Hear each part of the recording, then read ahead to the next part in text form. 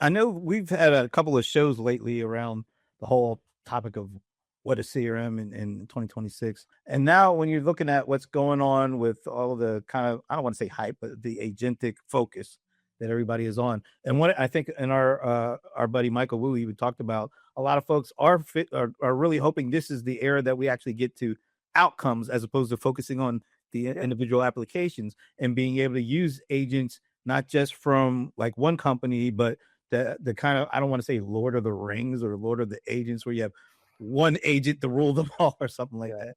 But a lot of people are hoping that there's going to be some good um partnerships and integrations that allow them to actually focus on the outcome and not specific applications to hopefully get to that outcome. What do we need to do to get there? So let me see if this answers your question. This is the way I look at it. So for years, you know, although we try to build a suite, clearly most, if the vast majority of our customers use multiple different systems, and so they always ask the integration question. And I'd be careful to talk to a customer. To me, an integration often gets thought of as a technical problem. It's usually not a technical problem. It's usually a workflow. Like I can give you a bunch of ETL systems technology that Oracle sells or other sells that will connect Salesforce to Oracle or Salesforce to SAP or whatever combination, and people have done it. So technically, it's a workflow and it's a data problem.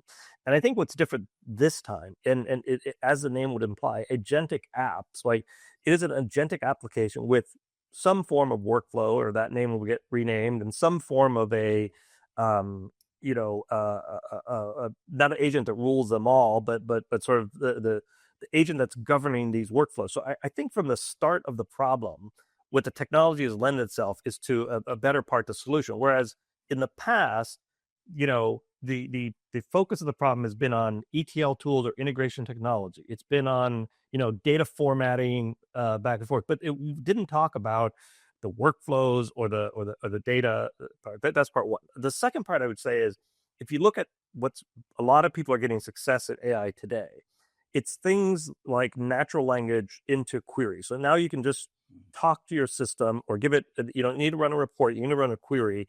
You can just like Google or just like ChatGPT, you're doing natural language to a select process. Well, what you find then is very quickly, the most interesting questions you can ask really span these domains. Because once you start putting English language and I get my first level data, you get very interesting questions that span. And that's where the pressure is on integrating the data part. So I think both pieces that I've traditionally felt that people don't focus on in integrations, the workflow and the data, it's much more in front and center in terms of where the technology is going to problem. So that's, if there's hope, I think it's going to be better. And I don't think it's, I think Dr. Wu said it correctly in preceding me, MCP is a leading standard that will evolve. There's AI standards.